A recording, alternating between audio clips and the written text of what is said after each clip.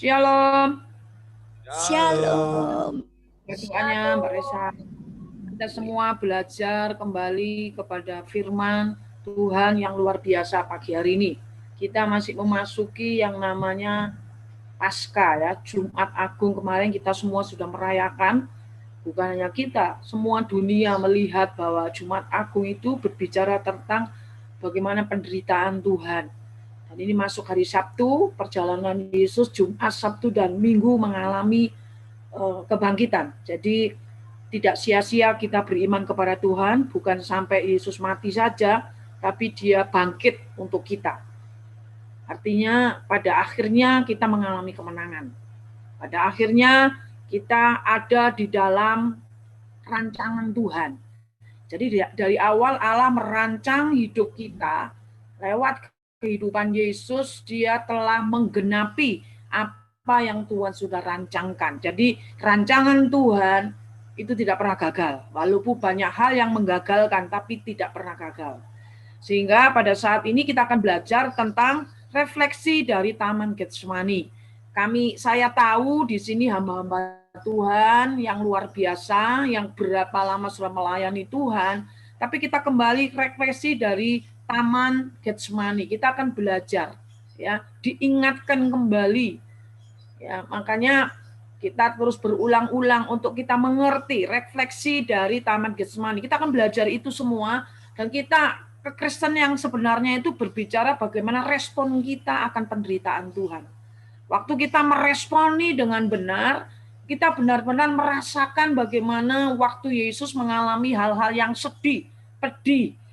Ya, apapun yang Yesus alami secara manusia 100% itu dialami juga buat kita. Ya, dialami buat kita. Dalam keadaan yang di Taman Getsemani seperti itu memberikan teladan kepada kita. Kita harus belajar dan melakukan apa yang seperti Yesus lakukan di Taman Getsemani. Ya. Nah, kita akan lihat bersama-sama. Jadi di dalam Matius 26 ayat 36 sampai 46 ya. Matius 26 ayat 36 sampai 46. Saya nggak akan baca semua, ya toh. Saya nggak akan baca semua, tapi nanti dari ayat-ayat itu saya akan berikan kebenarannya. Kita belajar, kita sama-sama belajar yang dipakai Tuhan dan siap melakukan apa yang menjadi kehendak Tuhan dalam. Jadi saya memberikan judul ini ya, tutup aja ayat ini. Saya yakin hamba Tuhan tahu ceritanya ya. Tahu cerita ayat ini. Jadi kita tidak akan pernah lupa kisah Taman Getsemani. Taman Getsemani yaitu yang pertama itu tempatnya sunyi, sangat tenang. Saya sudah 2 kali ke Israel ya. Jadi yang belum, bagi Tuhan tidak ada yang mustahil. Mbak Resa itu sudah pergi, Ibu Eren sudah pergi. Ya, ada beberapa Zoom ini saya yakin saudara sudah pernah pergi ke Israel. Jadi Taman Getsemani itu tempatnya itu sangat sunyi, tenang, ya, sangat tenang. Yang pertama. Yang kedua, tempatnya itu sejuk. Ya, di kaki Bukit Zaitun. Udaranya sejuk, tenang di Taman Getsemani itu. Ya, terus di sana itu adalah tempat di Taman Getsemani itu suasananya itu semerbak, hampir dipenuhi dengan pohon zaitun. Saya ngomong seperti ini supaya saudara memiliki gambaran. Oh, Taman Getsemani itu seperti itu, sejuk, tenang, semerbak, hampir di Taman Getsemani itu dipenuhi oleh pohon zaitun yang getahnya itu mengeluarkan aroma yang wangi, yang khas. Ya, lalu sudah nanti ke Israel ya, kalau sudah dibuka ya. Dan yang keempat, dianggap tempat suci Taman Getsemani itu atau bukit doa. Ya. Ya. Dan yang kedua, dikatakan gates, yaitu alat untuk memeras atau dikatakan Getsemani itu artinya yaitu zaitun itu dalam bahasa aslinya itu alat memeras, dikatakan pengirik. Getsemani itu sering jadi lambang pencobaan yang sangat menekan. Dilambangkan sebagai tempat pencobaan yang sangat menekan. Nah, kita mulai belajar, masuk ya. Kita tahu bagaimana Taman Getsemani itu. Soalnya bisa buka di Google di apa Walaupun saudara belum ke sana, saudara lihat, oh Taman Getsemani yang Yesus pernah ngalami ini seperti ini, gitu ya. Supaya kita coba kembali, jangan melupakan apa yang menjadi penderitaan Tuhan waktu Jumat Agung, waktu dia mengalami yang namanya di Taman Getsemani. Ya, bagaimana pola Yesus mengatasi pergumulan yang dia alami di tengah menerpa hidupnya? Bagaimana? Ini yang penting. Saya mendapatkan ada 4 hal dari ayat-ayat di Taman Getsemani. Bagaimana pola Yesus mengatasi pergumulan yang sangat berat yang menerpa hidupnya? Itu juga pertanyaan buat kita hari-hari ini. Bagaimana pola kita waktu mengatasi pergumulan di tengah-tengah pandemik ini, di tengah-tengah hal yang nggak tahu apa yang saudara hadapi, bagaimana?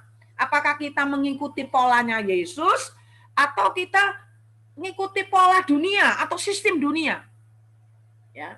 Tapi Yesus dari Taman Getsemani ini memberikan pola, memberikan contoh kepada kita, memberikan teladan waktu kita mengatasi pergumulan yang seperti Yesus ini begini. Pergumulan di sini nanti kita akan buka bersama-sama. Yang pertama, pola yang pertama, kita akan tangkap ini. Pola yang pertama, Yesus tetap bersikap realistis. Jadi pola yang pertama, Yesus tetap realistis untuk menghadapi pergumulan di tengah-tengah badai menerpa. Jadi kita akan lihat ayat 36, 37 ya. Nanti semua per ayat sampai 37. Maka sampailah Yesus bersama-sama murid-muridnya ke suatu tempat yang bernama Getsemani. Titik. Lalu ia berkata kepada murid-muridnya, duduklah di sini, sementara aku pergi ke sana untuk berdoa. Ayat 2. Dan ia membawa Petrus dan kedua anak Zebedius sertanya. Maka mulailah ia merasa sedih dan gentar. Lah ini pola Yesus mengatasi pergumulan di Taman Getsemani. Pola yang pertama bersikap realistis. Dari ayat ini artinya begini. Yesus bersikap realistis mengalami pergumulan yang dia tidak nutup-nutupi gitu loh. Dia sangat sedih. Ya toh? Jadi waktu kita dalam keadaan apapun hadapi itu dengan realistis. Ya, dia sangat sedih, dia tidak menutupi kelemahannya. Ya. Dia merasa lebih seperti seorang yang rohani. Oh, lebih kuat aku, enggak ada persoalan. Ya. Tidak ada tekanan, tidak ada masalah. Tapi Yesus sih menghadapi dengan sikap yang realistis itu merasa seperti tidak seorang seperti ya kita ini, dia tidak menutupi kelemahannya, dia tidak merasa seperti seorang yang rohani dan perkasa. Dari ayat ini, ya dari ayat ini kan dia berkata ayat yang ke-36 ya. Sementara aku pergi sana, ayat 37. Mulailah ia merasa sedih dan gentar. Ya, jadi mengajarkan kita waktu Yesus menghadapi persoalan, biarlah kita memiliki sikap realistis seperti Yesus. Yesus mengajarkan menghadapi tantangan hidup ini, kita harus tetap realistis. Ya, dengan kenyataan dunia ini yang sedang kita alami hari-hari ini. Amin. Hadapi dengan realistis saja. Jadi secara jujur Yesus mengutarakan gejolak dalam hatinya yang sedang dialami. Ya, itu saudara, waktu kita menyikapi dengan realistis apapun yang saudara hadapi hari-hari ini, ya, mengutarakan apa dalam isi hati kita, tidak ada rasa malu, tidak ada rasa gentar, ya, dia pasti mengekspresikan wajah Yesus pada waktu sesuai dengan suasana batin yang telah dialami. Sedih, sangat sedih, ya. Jadi realistis, kita harus bersikap realistis menghadapi pergumulan hidup ini hari-hari ini. Sangat sedih. Ya, jadi ironisnya kita, kalau kita lihat hari-hari ini, orang menghadapi persoalan ironisnya, saudara menutupi kenyataan yang ada. Kita merasa kuat. Ya, kita dibilang, jangan sampai orang bilang saya ini orang lemah, tidak punya iman. Hamba Tuhan itu juga manusia. Jangan merasa diri kuat, jangan merasa diri bijak. Ya, kalau kita dalam kesedihan, kelemahan, ya itu sudah realistis. Jangan ironisnya sekarang itu kita malah menutupi kenyataan yang ada. Kita merasa kuat, tidak mau bilang orang kalau kita ini lemah. Padahal kelemahan jasmani kita sedang alami. Menutup-nutupi keberadaan kita. Kita belajar dari Yesus. Ya, sungguh-sungguh dia menyatakan apa yang dia alami, dia nyatakan, saudara. Ya, jadi kita belajar contoh daripada Rasul Paulus. Dia sungguh-sungguh menyatakan hidupnya, realitanya dia itu dengan realitas di tengah-tengah apa yang dia alami, dia berkata, aku bermegah dalam kelemahanku. Coba, saudara. Paulus belajar dari pola Yesus waktu dia menghadapi pergumulan di Taman Getsemani, ya, dengan realita dia berkata, aku bermegah dalam kelemahanku. Coba kita lihat ayatnya. 2 Korintus pasal yang keempat ayat ke-16. Ya. 2 Korintus pasal yang keempat ayat yang ke-16. Kita akan baca. Ya. Sebab itu kami tidak tawar hati. Tetapi, coba, dia berkata, meskipun manusia lahir kami semakin merosot. Ya, realitanya kita kalau sudah usia 40 ke atas, 50 ke atas, ya kita ini memang jangan merasa diri kita masih kuat. Ya toh? Jangan juga tawar hati. Ya memang kita tidak bisa menahan usia kita. Sudah cukup 17 tahun saja terus 30. Loh, realitanya kita ini semakin tua, semakin kekuatan kita menurun. Ya, semakin kita tidak bisa mengerjakan yang lebih wow gitu. Tapi kita lihat, meskipun manusia lahiriah kami ini semakin merosot, namun ini yang penting, manusia batinia kami dibaharui dari sehari ke sehari, terus-menerus mengalami pembaharuan. Roh dan pikiran kita mengalami pembaharuan. Jadi contoh daripada Rasul Paulus ini, kita lihat 2 Korintus 11 ayat yang ke-30, ya, 2 Korintus 11 ayat yang 30. Saya akan bacakan. Kita semua hamba Tuhan belajar bersikap realitas. Apapun yang kita realistis, apapun yang kita hadapi. Jika aku harus bermegah, maka aku harus bermegah atas kelemahanku. Nah ini, ya. Jadi kita jangan merasa diri kita ini kuat. Jadi yang pertama, bagaimana pola Yesus mengatasi pergumulan waktu di Taman Getsemani? Yang pertama, bersikap realistis. Terima saja. Ya, saudara harus berkata, hidup ini hanya berserah kepada Tuhan. Manusia, saya nggak jadi tawar hati. Memang badan kita ini semakin hari setelah lahiriah merosot, tapi batinnya kita ini tiap-tiap hari dibaharui. Yang dalam ini, ya, tiap-tiap hari dibaharui.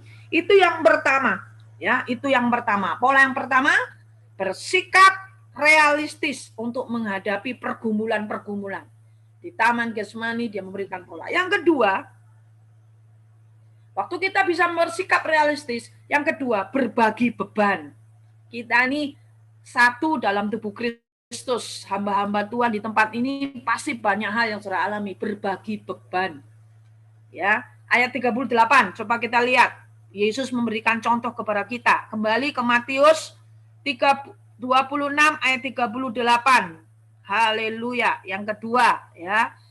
Yang kedua, lalu katanya kepada mereka, hatiku sangat sedih. Coba. Yesus saja menyatakan, hatiku sangat sedih. Ya, realitasnya kita ini menghadapi pergumulan. Sama di sini yang di Zoom tidak ada persoalan, angkat tangan. Semua hidup ini kita menghadapi persoalan, masalah. Dan Yesus berkata, hatiku sangat sedih. Seperti mau mati rasanya. Ayo, kita pernah tidak mengalami seperti ini? Di Taman Getsemani, waktu dia akan masuk dalam penderitaan Jumat Agung ini, jadi kita ini meresponi betapa besar cintamu kepadaku, Tuhan. Jadi apapun yang sudah saudara rasakan, itu Tuhan sudah rasakan.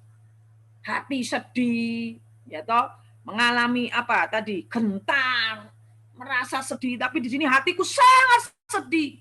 Seperti mau mati, stres ini saya. Rasanya mati. Tinggallah, ini kata membagi beban di sini, titik ya. Tinggallah di sini dan berjaga-jagalah dengan aku. Dia ngomong kepada murid-muridnya. Jadi pola yang kedua, berbagi beban. Ya, Yesus berbagi beban pada waktu mengalami pergumulan kepada murid-muridnya. Ya, jadi butuh curhatan. Saudara, tampaknya dalam kodrat sebagai manusia seharusnya saling menguatkan. Gaya hidup kerajaan surga itulah selalu berkata saling. Gaya hidup kerajaan Yesus itu, pola kerajaan Yesus, kerajaan Allah itu saling memberkati, saling mengasihi, saling menolong. Itu kayak ciri-ciri gaya hidup kerajaan surga. Jadi dikatakan di sini butuh teman curhat, berbagi beban supaya saudara tidak stres ya toh. Tampaknya dalam kodrat sebagai manusia seharusnya saling menguatkan, saling menghibur satu sama lain dalam keadaan suka dan duka, dalam keadaan susah. Itu yang pertama. Dan yang kedua, berbagi beban itu bukan berarti, ingat garis bawahi, berbagi beban bukan berarti kita lepas tanggung jawab.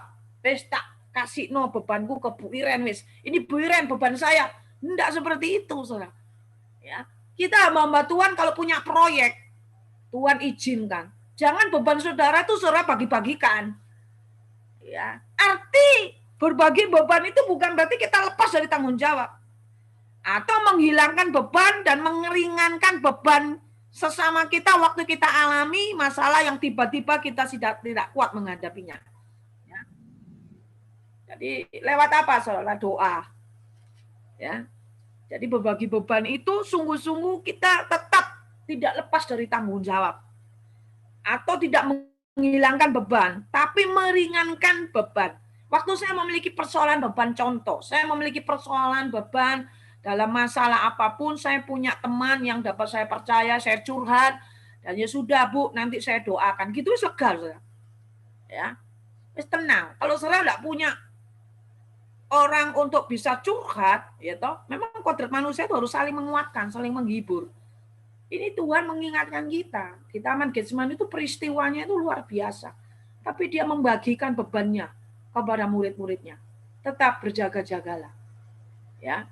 Jadi Tuhan mau di sini waktu kita berbagi beban itu mengeringankan beban sesama kita. Waktu kita ngalami masalah yang tiba-tiba kita tidak kuat. Aku tidak kuat. Makanya Yesus berkata, hatiku sangat pedih, hatiku sangat sedih. Kita tahu pengorbanan Yesus waktu dia menahan kesakitan itu sampai keringatnya, pilutnya keluar darah, pecah sel-sel darah dalam tubuhnya. Nanti kita mulai bayangkan. Makanya kekristenan kita ini, kita waktu meresponi pengorbanan Yesus, kita ini lebih serius mengasihi Tuhan lebih dari segala-galanya.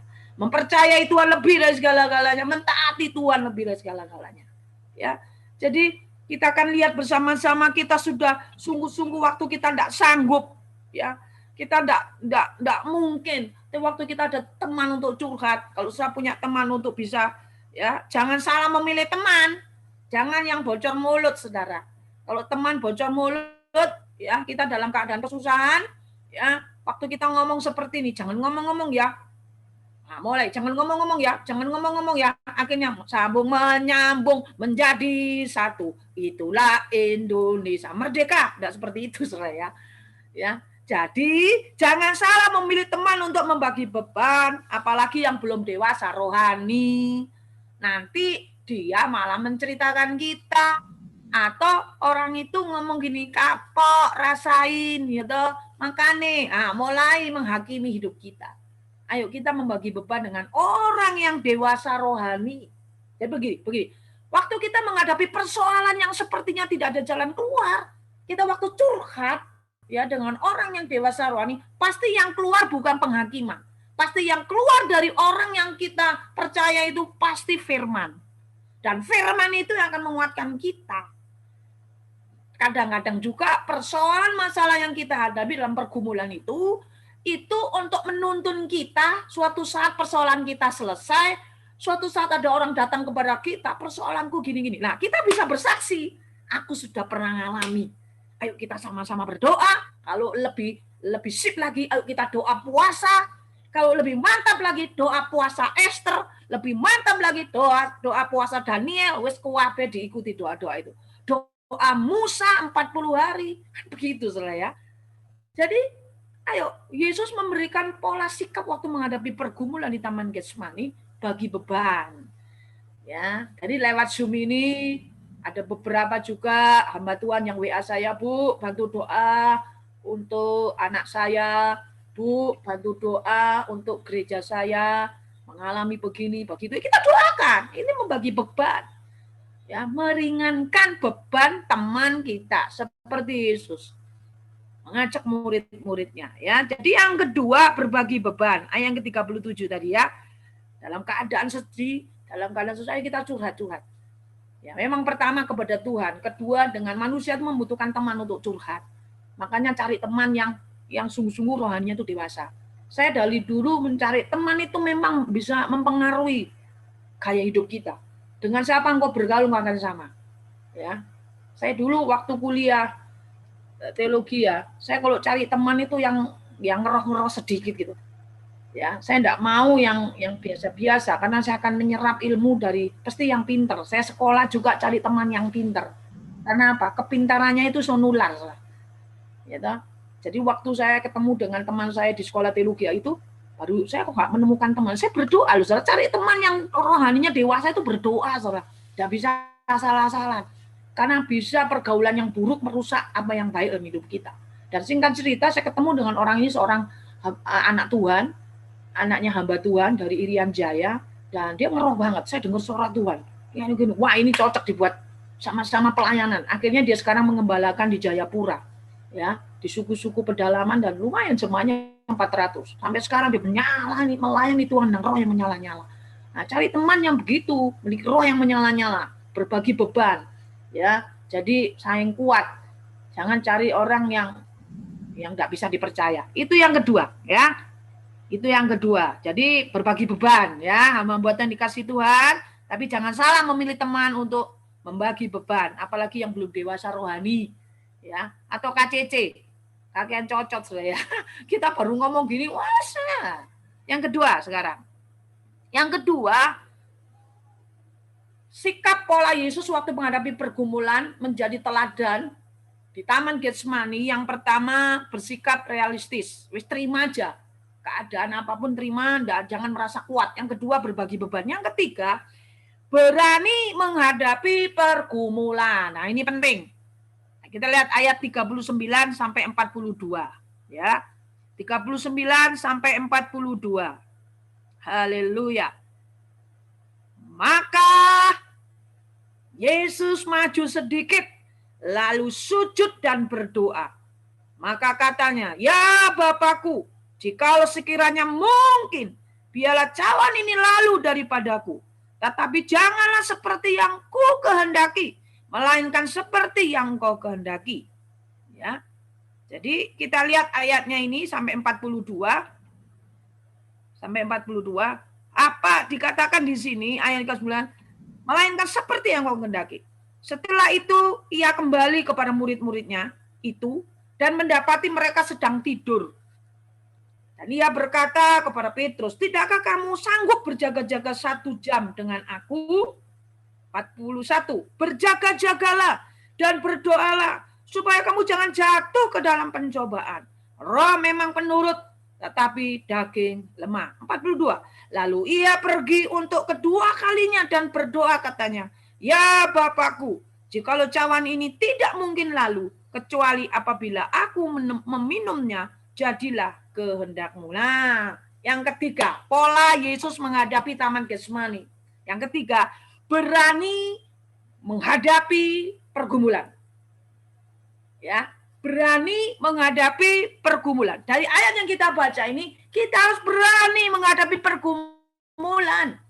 Apapun, berani menghadapi pergumulan dalam hidup kita, menghadapi COVID-19 ini, menghadapi apapun juga. Kita harus berani seperti Yesus. Maju sedikit, maju terus menghadapi pergumulan. Memiliki keberanian untuk menghadapi pergumulan. Di ayat 39 sampai 41 ini, Yesus dikatakan tidak lari dari pergumulan yang dia alami. Hamba Tuhan, saya yakin dan percaya banyak hal yang kau alami. Tapi kamu jangan lari dari pergumulan yang dia alami. Siapapun yang ada di tempat ini, jangan lari dari pergumulan yang ada. Ya, jadi dia juga tidak bersikap acuh. Menghadapi ini tidak bersikap acuh. Ya. Dia menerima sebagai suatu dinamika kehidupan. Ya. Kita lihat Yesus. Ketika menanggung beban, fokus tetap hanya kepada kehendak Tuhan. Amin. Angkat tanganmu. Haleluya. Waktu kita berani menghadapi pergumulan, karena kita tetap fokus, kita tetap hanya kepada kehendak Tuhan. Apapun pergumulan kita, fokus kita hanya tetap ini karena kehendak Tuhan. Memang kehendak kita dan kehendak Tuhan itu terus bertentangan, saudara. Yesus sendiri, kalau bisa lalukan cawan ini daripadaku. Kalau bisa tidak mau aku Tuhan. Tapi kita betul-betul ini menyalipkan kehendak kita dan kita mengikuti kehendak Tuhan. Itulah orang yang berani menghadapi pergumulan. Karena hidup manusia ini pada dasarnya maunya nyaman. Ya, aku maunya begini, aku maunya begini. Gitu. Makanya persoalan pergumulan kita tidak selesai-selesai. Karena kita mengikuti pola kita sendiri. Kita mengikuti maunya kita sendiri. Ya, jadi waktu sudah menghadapi pergumulan dalam hidup ini, tetap kita fokus tetap hanya kepada kehendak Tuhan. Daripada kehendak kita sendiri. Ayat tadi berkata, atau Yesus sendiri berkata, di sini dikatakan, tetapi janganlah seperti yang aku kehendaki. Coba kita lihat 39. Maka ia maju sedikit lalu sujud berdoa katanya, ya Bapakku, jikalau sekiranya mungkin, ini kan permintaan, kalau bisa, kita kan gitu kalau mengalami pergumulan. Tuhan, kalau bisa ya Tuhan, tapi kita nih kadang maksa. Ojo gitulah Tuhan. Kalau bisa gini loh Tuhan, kalau bisa gitu loh Tuhan. Ah, kita ngatur sudah. Kita mulai ngatur Tuhan. Ya, kenapa sih ya Tuhan kok enggak gol-gol? Kok enggak terjadi terobosan-terobosan? Ya. Ini Yesus memberikan pola kepada kita waktu kita menghadapi pergumulan. Sekiranya mungkin biarlah cawan ini lalu daripadaku. Nah, kita maunya kan gitu. Tuhan kalau bisa beban pergumulan ini lalu Tuhan daripadaku. Tuhan kok gini sih? Tuhan kok gitu sih? Nah, kita lihat Yesus. Bukan berhenti sampai di situ. Di ayat itu koma. Ayat itu berkata, tetapi janganlah seperti yang ku kehendaki. Ini ya namanya Jumat Agung itu. Jumat Agung itu belajar bukan berjalan menurut kehendak kita. Tapi kita meresponi penderitaan Tuhan untuk kita berjalan dalam kehendak Tuhan. Walaupun tidak mengenakan daging. Makanya menjadi pengikut Kristus itu pikul salib setiap hari. Pikulah salib setiap hari. Matikan kehendakmu, ikuti kehendak Tuhan. Itu yang namanya dewasa secara rohani. Ya, jadi jangan lari dari pergumulan.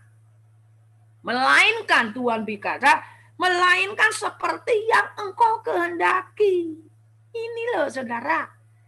Ya, jadi apapun yang terjadi hari-hari ini, biarlah fokus kita tetap kepada kehendak Tuhan. Adalah ulama. Ya, saya ini sudah masuk di tahun ini, di bulan ini juga. Ya, tinggal beberapa 1 minggu lagi Tuhan tambahkan usia. Ya, sudah masuk setengah abad, saudara. Jadi 52, bukan 25. Tapi kalau selalu lihat wajah saya enggak 25 ya. Kayak toh, masuk 52 ini saya sudah mulai wow, tinggal berapa? Kalau umur manusia kan 70 sampai 80. Tinggal berapa? 18 tahun, saudara. Ya, tapi saya masih memiliki roh yang seperti jiwa yang lain seperti Kaleb. Tetap berjiwa muda. Batin saya dibaharui terus. Terus berani menghadapi pergumulan. Ya, jadi tetap fokus kepada kehendak Tuhan. Berani menghadapi pergumulan, tetap apapun pergumulanmu, fokusmu kalau ini kehendak Tuhan, kita ambil walaupun sakit. Amin. Kalau ini memang kehendak Tuhan, ya, walaupun cawan ini kayaknya aku tidak mau, Yesus saja nolak. Sekiranya Tuhan kalau bisa, gitu. Tapi kalau ini kehendakmu, ambil. Itu loh orang yang dewasa itu gitu, tidak mau lari dari kenyataan hidup. Lari dari pergumulan, lari dari beban hidup. Kita belajar dari Yesus, ambil. Ya, walaupun tidak sesuai dengan kehendak kita, tapi kalau itu kehendak Tuhan, kita ambil. Walaupun sakit. Yang setuju katakan, amin. Ya toh? Haleluya, ada yang angkat tangan, puji Tuhan. Kalau itu kehendak Tuhan, kita ambil. Terus selanjutnya, dengan meminum cawan atau mati di kayu salib, Yesus tidak mengenal dosa loh. Ya, tapi dia menanggung dosa kita. Makanya kekristenan kita ini penuh dengan yang namanya sadar. Sadar apa, Bu? Sadar diri. Dosamu sudah ditanggung, segala apapun itu sudah ditanggung. Makanya dia berkata sudah selesai, tapi kok masih mengalami pergumulan, introspeksi diri. Saudara masih melakukan kehendak diri sendiri, masih mau ikut mau-maunya sendiri, merasa diri kuat, tidak bisa menghadapi realitas. Nah, itu kita belajar di sini, kita belajar. Saya pun mendapat berkat dari ayat ini. Wow. Ya toh? Jadi di sini dikatakan minum cawan atau mati di kayu salib. Yesus tidak pernah mengenal dosa. Telah dibuat menjadi dosa. Soalnya ayatnya dalam 2 Korintus 5 ayat 21. Tidak usah dibuka, ini pendeta-pendeta yang ngerti. Ngomong gitu, aku tahu ayatnya. Ya, dia mengalami penghinaan. Pergumulan Yesus itu, kalau saudara saya ini mengalami persoalan, masalah, penderitaan. Orang yang paling menderita di dunia itu bukan saudara, Yesus. Orang yang paling menderita di dunia ini Yesus. Jadi kalau sekarang saudara lagi penderitaannya, alah belum seberapa yang Yesus alami. Kan begitu saudara. Waktu saya mengalami hal-hal yang menurut ukuran saya, menderita banget saya. Dihina, dihakimi, difitnah. Kenapa saya tetap bertahan? Dan saya tidak lari dari panggilan Tuhan. Karena saya ngomong, saya cuma melihat Tuhan. Saya katakan, Tuhan lebih menderita dari saya. Amin. Ya, Tuhan lebih menderita dari saya. Kenapa saya harus meninggalkan pelayanan? Ya, Tuhan lebih menderita dari saya.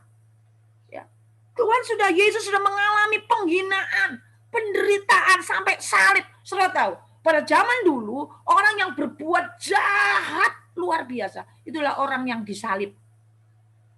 Ya, jadi salib ini berbicara tentang penghinaan. Jahat banget orang ini, seorang pembunuh, gitu toh. Yesus disamakan seperti itu loh. Itu karena siapa? Karena kita. Makanya waktu kita menyembah, karena salibmu ku hidup. Ya, kadang kita sekedar tahu kata-katanya. Waktu kita masuk di dalam kata-kata itu, kita bisa menangis, saudara. Wow, keren. Ya, jadi kita akan lihat penghinaan, penderitaan salib memang sangat menakutkan. Yesus tidak pernah takut, mengalami takut, gentar, hatiku sangat sedih. Itu pernah kita alami, saudara. Ya, itu pernah kita alami. Waktu saya mengalami, waktu gereja mau diresolusi, saya menghadapi sendiri. Rasanya itu, wow, udah ada kekuatan, saudara. Ya, waktu saya datang kepada Tuhan, doa pun tidak bisa, saudara. Saya mau ngomong apa? Saya menghadapi ini. Waktu saya berdiam diri, ingat firman. Makanya saudara, dalam penderitaan apapun ingat firman. Firman itu jawaban dalam hidup kita. Jadi sangat menakutkan, tetapi tidak membuat Yesus mundur atau gugur dari misi penyelamatan atas manusia yang berdosa.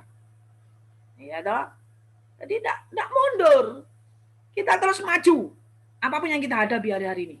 Kalau Tuhan bikin habis semua, tetap kita maju. Apakah waktu orang menghadapi kebangkrutan terus tidak buat apa-apa? Waduh, saya gendeng, saudara. Iya toh? Bisa stres. Hari ini kan misalnya nggak ada yang masuk, tapi keluar harus terus, uangnya harus keluar terus. Masuk kurang atau masuknya itu tidak seperti biasanya. Ya kita hadapi. Apakah kita harus diam aja, diam? Enggak, saudara. Ya. Jangan mundur. Tuhan katakan jangan mundur. Yesus tidak gugur dalam misi penyelamatan atas manusia, sehingga dia dia berani menghadapi pergumulan ini. Dihina, ditinju, diludahi. Ya, mengalami hal-hal penghinaan. Jadi kesadaran akan misi penyelamatan Yesus luar biasa. Ya, jadi kesadaran akan misi penyelamatan serta kehendak Tuhan harus sungguh-sungguh terjadi. Makanya Yesus itu berserah kepada otoritas Bapaknya. Dia hanya berserah penuh kepada otoritas Bapa di surga. Ini kita belajar ketaatan secara total. Belajar ketaatan secara total mengikuti apa yang menjadi misinya Tuhan, menyelamatkan semua orang.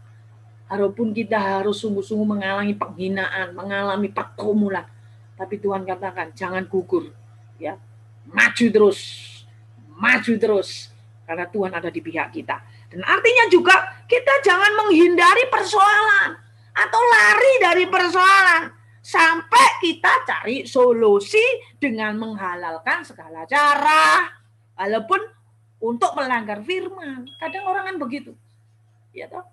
Doa. Ini doa Yesus yang kedua kali loh. Dia datang dengan doa yang sama. Aduh Tuhan, kalau bisa. Seringkali kan kita doa sekali tidak dijawab, 2 kali tidak dijawab, 3 kali tidak dijawab. Saya sudah 10 kali loh Bu Desi berdoa. Akhirnya saudara mulai cari solusi, mengandalkan manusia, mencari solusi yang melanggar firman, menghalalkan segala cara. Walaupun itu melanggar firman, cari yang aman pokoknya. Oh saudara, kita belajar kepada Yesus. Yesus tidak cari yang aman. Kadang-kadang kita marah-marah tanpa alasan, stres, ya toh, frustasi, depresi, bahkan nekat. Banyak orang sekarang untuk bunuh diri, tidak bisa menerima kenyataan, ya toh, tidak bisa menerima kenyataan. Tapi orang dewasa dalam Tuhan, terima kasih Tuhan. Kalau ini memang kehendak-Mu, Tuhan pasti memberikan kekuatan. Ya, walaupun solusinya tuh sepertinya tidak kelihatan, tapi aku tahu Tuhan itu turut bekerja untuk mendatangkan kebaikan dalam segala hidupku. Yang percaya katakan amin. Haleluya, haleluya, ikutin, jangan sampai gugur saudara. Ya, yang gugur-gugur ini orang yang nekat langsung bunuh diri, cari solusi wes. Makanya belajar bagaimana Tuhan itu selalu bertindak dalam hidup kita. Itu simpel loh. Kalau saudara lihat ayatnya Mazmur 37:5. Wah, ini pasti dari ayat-ayat hafalan kita ini. Ya, Mazmur 37:5, serahkan hidupmu semua kepada Tuhan. Ya. Percaya. Kalau kita sudah menyerahnya hidup kita kepada Tuhan seutuhnya, itu harus percaya. Sekarang itu loh, wes berserah sama Tuhan, saya tidak percaya. Masa sih Tuhan bisa tolong saya? Masa sih Tuhan loh, kok semasa-masa tuh? Pastilah. Gitu. Bagi Tuhan itu tidak ada yang mustahil. Kita belajar juga dalam kehidupan Abraham. Sepertinya tidak dasar untuk berharap. Tapi imanku tidak menjadi lemah. Karena aku percaya Tuhan berkuasa melaksanakan janjinya atas hidupku. Amin. Harus seperti itu. Jadi Mazmur 37:5, serahkanlah hidupmu kepada Tuhan. Ditambah percayalah sama dengan Tuhan bertindak ganti kita. Amin. Iya. Ayo ibu-ibu, semua bapak-bapak, gembala-gembala semua yang ada di Zoom ini, kita harus berani menghadapi pergumulan. Ya, tak tahu COVID kapan mau berhenti, mau selesai, tak tahu. Kalau kita masih mau ibadah Zoom, syukuri. Mau ibadah apa saja, syukuri aja. Saya tahu Tuhan itu turut bekerja. Ya, aku berserah penuh di hadirat-Mu. Kau ambil alih seluruh hidupku. Amin. Ya, berserah penuh, ambil alih seluruh hidup kita, serahkan kepada Tuhan. Di atapnya kita menyembah, mengagungkan Tuhan. Ya, ini pola Yesus waktu menghadapi pergumulan di Taman Getsemani. Ya, saudara mendapatkan rema ini. Yang pertama, kita bersikap realistis. Yang kedua, membagi beban. Yang ketiga, tadi berkata berani menghadapi pergumulan. Sekarang yang terakhir, haleluya, yang terakhir ya. Apa pola yang terakhir waktu Yesus menghadapi Taman Getsemani? Jadi apapun yang kau hadapi hari-hari ini, saya nggak tahu. Orang tuh bisa aja di layar kelihatannya kuat, senyum-senyum, ya toh. Ayo kita mulai berbagi beban, kita mulai percaya dengan orang yang bisa dipercaya. Jangan saudara meninggalkan apa yang, makanya kita harus banyak fokus. Apapun yang terjadi, aku fokus kepada kehendak Tuhan. Kalau ini kehendak-Mu Tuhan, aku percaya. Terlebih pertama Tuhan berikan damai sejahtera dalam hati dan pikiranku melampaui akal. Kalau itu ada damai sejahtera, berarti kita lagi melakukan kehendak Tuhan. Kalau tidak pun, kita percaya, kita masuk dalam kehendak Tuhan. Ya, yang terakhir. Yang terakhir, ayat yang ke-44. Haleluya. Matius 26, ayat yang ke-44. Ia membiarkan di situ. Ia membiarkan mereka di situ. Lalu pergi dan berdoa untuk ketiga kalinya. Berapa kali? Ketiga kalinya. Dengan apa? Dengan mengucapkan doa yang itu juga. Ya, ketiga kali dia datang. Lihat murid-muridnya yang diberikan beban, turu ya, kon tidur. Ya sudahlah, ditinggal muridnya. Dan dia datang kembali di dalam pergumulan di Getsemani, Di sini dia dari ayat ini, waktu kita pola gaya hidup Yesus waktu menghadapi Taman Getsemani, yang keempat, berdoa senantiasa. Kuncinya itu sudah. Ya, menghadapi pergumulan itu berdoa senantiasa. Yesus datang berdoa untuk ketiga kalinya dengan ucapan itu juga. Apa yang dapat kita ambil remanya? Pergumulan, persoalan, masalah pasti kita alami. Kalau kita ini masih hidup dan bernapas. Kalau saudara tidak mau mengalami persoalan, masalah, ya toh sakit penyakit, ya udah mati aja gitu loh. Jadi selama kita hidup, kita masih menghadapi persoalan. Tapi pola Yesus yang keempat, berdoa senantiasa. Jadi dalam segala aspek hidup kita, entah kita muda, tua, persoalan apapun yang kita hadapi, jadi kita belajar di sini dalam sejarah perjalanan hidupnya Yesus akrab dengan berbagai persoalan. Coba, waktu Yesus hidup, kita lihat gaya hidup Yesus, pola hidup Yesus waktu dia ada di muka bumi ini, dalam perjalanan sejarah hidupnya itu penuh berbagai permasalahan. Pertama, difitnah, mengalami penolakan, penentangan, mengalami pengkhianatan, difitnah, ya toh? Beragam persoalan yang Yesus alami itu yang juga kita alami toh hari-hari ini. Ya toh? Itu Yesus pernah mengalami. Ya, hampir dibunuh. Yesus berapa kali mau dibunuh. Tapi kalau memang belum waktunya Bapak, ya nggak bisa saya nangkap. Siapa yang bunuh? Orang yang terdekat, Yudas, saudara. Makanya dalam Amsal berkata, ya, orang yang mencium bertubi-tubi itu hati-hati itu. Dia akan mengkhianati saudara. Di depan saudara, oh baik-baik, hati-hati. Ya, toh? Jadi kita akan lihat di sini, ya. Beragam persoalannya apapun. Unik dia itu. Yesus itu unik. Ya. Tidak memakai kuasa Allah untuk tetap dihadapi secara manusiawi. Yesus bisa loh waktu menghadapi ya difitnah, mengalami penolakan, mengalami pengkhianatan. Dia tetap pakai manusia ilahinya. Dia tidak pakai langsung kalau dia pada waktu itu marah. Terkutuklah kamu, jadi ini, jadi itu bisa. Tapi dia tidak lakukan itu. Dia tidak lakukan itu. Kadang-kadang kita ini ada kesempatan untuk membalas. Tapi firman Tuhan berkata, jangan membalas kejahatan dengan kejahatan. Tapi balaslah kejahatan dengan kebaikan. Ini Yesus memberikan ajaran kepada kita. Bisa loh Yesus balas pada waktu itu. Tapi dia tetap tidak memakai kuasa ilahinya. Tetapi dia tetap menghadapi secara manusiawi. Ini memberikan teladan kepada kita. Walaupun kita ini kuat, bisa membalas. Tapi kalau itu bukan kehendak Tuhan, kalau itu kehendakmu sendiri, tidak usah. Jangan saudara lakukan. Dan yang kedua, senantiasa berdoa di sini. Taman Getsemani adalah tempat yang tenang, yang tadi saya ngomong. Tempat tenang untuk berdoa, ayat 36. Itu Yesus itu sering mengunjungi Taman Getsemani itu untuk berdoa. Ayo saudara sering ke tempat yang tenang enggak? Atau sering ke mall-mall? Mall tutup, Bu. Sekarang sudah ramai. Ke tempat-tempat makan. Ya toh? Apakah saudara belajar dari Yesus waktu menghadapi pergumulan, menghadapi masalah seperti di Taman Getsemani? Saudara boleh, Bu, rekreasi. Boleh. Tapi lebih banyak rekreasi daripada ke tempat tenang. Bukit doa Immanuel itu loh tenang. Ada tempat-tempat untuk berdoa, enggak bayar lagi. Ayo ke sana hamba-hamba Tuhan. Apapun pergumulanmu, ya, ada tempat-tempat untuk di Bukit doa Immanuel Tretes. Dingin, sejuk. Ya. Jadi Taman Getsemani tempatnya itu dikatakan Yesus itu di Taman Getsemani itu berdoa, merenung. Di tempat itulah Yesus terakhir kali dikhianati oleh Yudas, ditangkap oleh segerombolan orang yang membawa pedang di Taman Getsemani. Di tempat itulah. Ya. Terus dikatakan kita harus belajar dari Yesus dari pola yang keempat ini, senantiasa berdoa.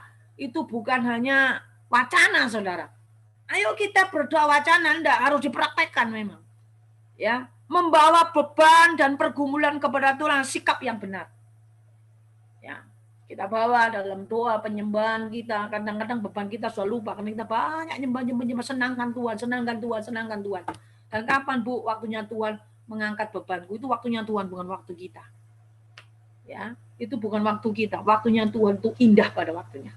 Jadi membawa beban dan pergumulan kita kepada Tuhan itu sikap yang benar. Ya, doa yang dipanjatkan berpotensi mendatangkan kekuatan dan kesabaran untuk menanggung pergumulan yang sedang kita alami. Kolose 1 ayat yang ke-11. Kolose 1 ayat yang ke-11. Haleluya. Ayat yang ke-11. Dan kuatkanlah dengan segala kekuatan oleh kuasa kemuliaannya untuk menanggung segala sesuatu dengan tekun dan sabar. Jadi waktu kita berdoa, Tuhan akan memberikan kekuatan ya untuk menanggung segala sesuatu dengan tekun dan sabar. Jangan lari dari kenyataan, jangan lari dari persoalan. Tuhan akan memberikan kekuatan dan kemuliaannya waktu kita datang kepada Tuhan. Sehingga kita tetap tekun dan sabar untuk bisa menanggungnya. Ya, Kolose 4 ayat 2, terus kita bertekun dalam doa. Jadikanlah gaya hidup untuk hidup berserah. Membuktikan bahwa kita hidup untuk berserah. Membuktikan kita hidup dalam iman, pengharapan, dan kasih kepada Tuhan. Sehingga, ayo kita hari-hari ini, saya akan tutup dengan kata ini, saudara. Ada 4 pola Yesus waktu menghadapi pergumulan di Taman Getsemani. Mengalami stres sampai mengeluarkan piluhnya di darah. Tapi dia memberikan pola kepada kita. Peristiwa Taman Getsemani yang pertama. Bagaimana respon kita? Bersikap realistis saja. Jangan merasa kuat. Ya sedih. Aku dalam keadaan seperti ini. Yang kedua, kita bagi beban kepada teman-teman kita yang dapat dipercaya.